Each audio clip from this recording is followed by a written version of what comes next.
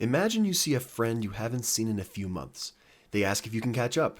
You say yes. While you're catching up, they ask you about your goals. They say they've met a person who's helping them be happier, make more money, and live life better. They ask if you want to meet them. To be honest, you don't really want to, but you say yes. Later that week, you find yourself at a meeting with lots of people. Your heart sinks. You want to leave, but you feel like you can't. When it's over, somehow you signed up. But how? Why? Today, that's what we're going to figure out. And when we're done, hopefully you'll never feel like you can't say no ever again. However, before we learn exactly what happened, we need to learn how people make you say yes. Reciprocity. I was on campus in college one day, and a guy came up to me and said he wanted to give me a book. Then he talked to me for a bit, and then he asked for a donation if possible. For some reason, I gave him money. I felt like an idiot, but he walked away with money, and I walked away with a book I never read. We feel obligated to give something back when someone gives us something first. Why is it so powerful? We feel indebted to someone when they give us something first. The law of reciprocity is so powerful that you can hate someone and still say yes to a request if they've given you something first. Even how someone acts towards us can be reciprocated, but that's a little bit too much for this video. Just know for now that reciprocity is a system of compromise, built into us from our humble hunter-gatherer beginnings. Reciprocity is so powerful, there are laws about how people can give gifts to each other. It's the old classic, I scratch your back, you scratch mine. Look for the signs. MLM parties have free gifts or food. Why? Someone just stopping by to give you a gift? Summer sales recruiters just want to take you to dinner? Someone just buys you a drink? Let's even look at the bigger picture. Someone gives a senator a nice painting or a fancy dinner. Why? Out of the goodness of their hearts? It's because they know you'll feel like you owe them. Commitment and consistency. Psychologists discovered that people betting at a racetrack were much more confident in their horse's chance of winning after placing a bet than before. Nothing changed about the horse's chances, but after they made a choice, they felt like they had made the right one, and it was harder to convince them they might be wrong. Once you make a choice or action, you will encounter personal and social pressures to behave consistently with that action. Being inconsistent has always been a bad personality trait. Think of someone who is indecisive, two-faced, who breaks promises. Now imagine someone who keeps promises, who is consistent in their beliefs, who isn't a hypocrite. Who do you want to be around? Now, let's think of politics. First, when you've sort of decided which side you're on and what things you believe in, you will most likely be very consistent in how you act. Large list of people to vote for? You'll probably mark down the candidates of your party, even though you tell yourself that you're open-minded and you're not just voting by the letter next to their name. Let's take it one step further. You and someone disagree about politics. Thus ensues a heated debate. Their points might even make sense, but like hell you'll agree or change your opinion. Why? Consistency. Once you've picked your horse, you're much more likely to stick with it, even if it's worse. You can't go back on your choice. Again, I'm only scratching the surface on this. This is such a huge topic and could literally be its own video. Look for the signs. Commitment is key. Did you go to a seminar, to a call, to a place to solve a problem you have? You've already picked a small horse. Is someone having you make a small commitment, like raise your hand if you want more money? Did someone ask you to read a short book before your next meeting where they'll show you how to be financially free? Does a speaker ask you to agree with something simple? In essence, is someone having you make small commitments or agree with little things? Watch out for it. They'll have you make larger commitments in the future, and you'll probably agree to them also. Social proof. Fake laughter. You hear it everywhere. Friends, Scooby-Doo, every Disney Channel show, one of the worst shows ever, and more. You hate it. I hate it. I doubt there's a living person that really thinks, I appreciate the fake laughter they pipe in. It really helps me know what's funny. But if we all hate it, then why do TV shows keep using it? Because it works. Despite what you think, hearing other fake people think that something is funny makes you also think it's funny. This all stems from a desire to make fewer social mistakes. Imagine you're going to a party with people you've never met before. What do? You watch them. You see what others are doing and then kind of do that also so you don't look stupid. You probably read product reviews. Why? You want to see what others have to say before buying something. It's hard to go against the grain. They say that 95% of people are imitators and only 5% are initiators. Chances are you're a follower. It's not a bad thing, it's just science. Chances are, if someone does something first, you'll probably follow them. This also holds true for the opposite. Now, imagine you're at a seminar or MLM meeting. You don't want what they're selling, and you want to leave. However, you feel bad. You see everyone else sitting down, and it would feel so awkward just to stand up and walk out. The joke is everyone else might be thinking the same thing, but no one is willing to do anything either. Everyone else is sitting and listening, and so I should too. This one is especially difficult to fight.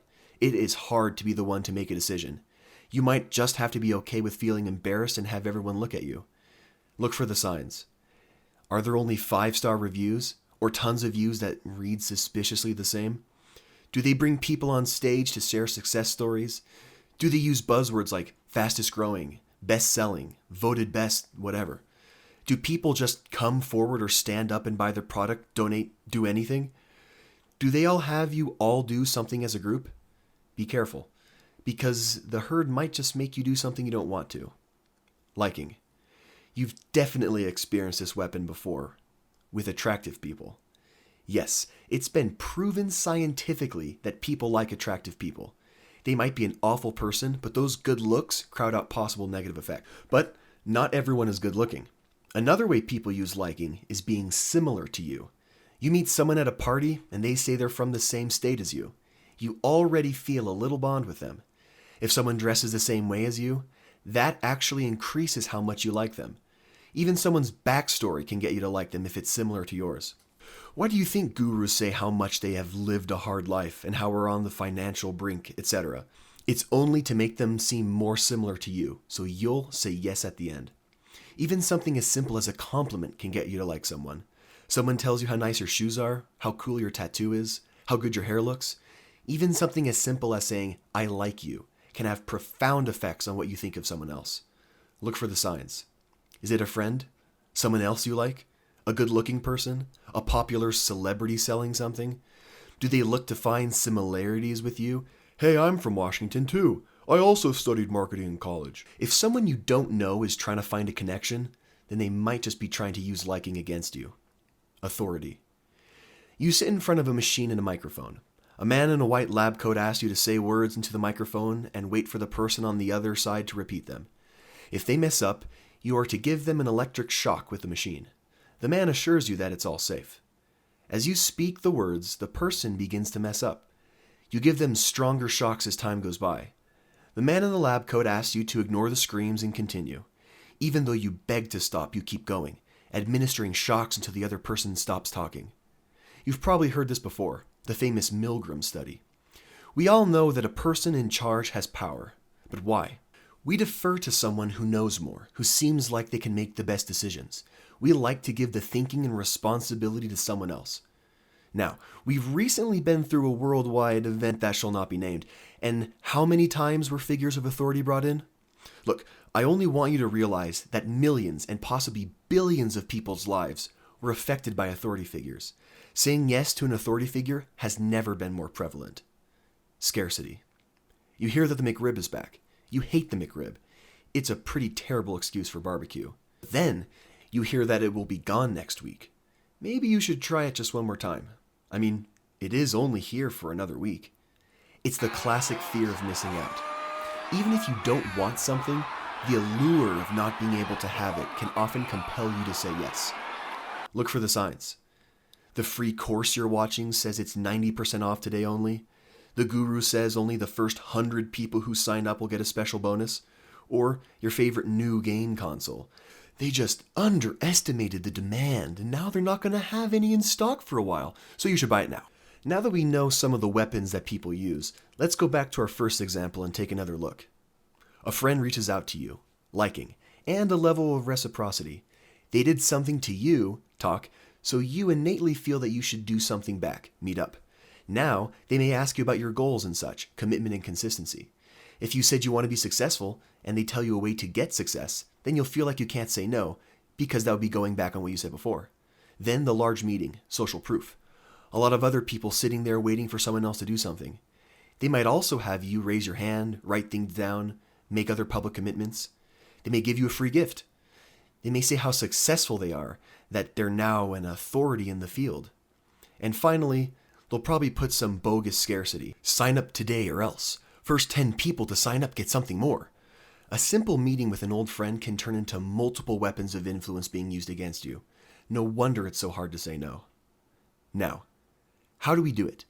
Look, this isn't going to be a step-by-step guide, but more like guidelines that hopefully you can use in your life. First, don't get into a situation if you can help it. An alcoholic knows they'll probably buy a drink if they go to a bar. The temptation is too strong. Know where and when you have trouble saying no. Don't go there. If you can't say no, then never let yourself get to that point. If you know you have trouble leaving a meeting with a bunch of people, then don't go. If you have a hard time saying no to friends, then make an excuse not to get into that situation. But this can't always happen. You can't hide in your house forever. Let's say you can't avoid it. Maybe suddenly you find yourself in a situation. Now what? First, do your homework. Yes, this involves some thinking beforehand, but if possible, learn about whatever you're going to be doing or going. If someone invites you to a meeting, try to find out what it is. If it's an MLM, learn the real numbers. 99% of people lose money. Being prepared can help you mentally counter anything people throw at you. If you're prepared, you don't have to fear saying no. Next, recognize the weapons of influence. Time to turn on your inner detective and look for the signs. Have they given you something? Is it someone you like? An expert authority there? Are you in a large group? Is it a limited time offer? Did they have you write down things or make small agreements in the beginning? Watch out. They're doing these things to make you say yes. Next, remind yourself why you need to say no. Look, when you're in the moment, you sometimes forget why you need to say no. They may sound really convincing, you may have had influence used against you, and you may be thinking, maybe I should say yes. Remind yourself of why you need to say no, and it should overpower your new thoughts or feelings. Have something more powerful. I personally hate spending money. I like saving and investing money. This desire to save money is so strong, I can easily say no if something is going to cost me. You can also find something for you that overpowers your inability to say no. I don't really have any more advice on how to find something than just do some introspection. It could be the need to save money, the dislike of being in large meetings or groups, even the need to wake up early in the morning. Look, the world is full of choices. Don't let the current of time pull you to where it wants. This life is about acting and not being acted upon. If you do make a choice, at least know it's now your decision. Hopefully you're able to see through the tricks of the trade and make yourself a little bit better off. Thanks for watching. If you liked, comment, subscribe, do whatever everyone else tells you to. And that's it. I might make some more videos, especially kind of on the specific weapons of influence, because this is so insanely powerful. And it is so prevalent that you might not even know when it's being used against you. So I guess if this video ever gets any views, then they might come down the pipe. I guess we'll see.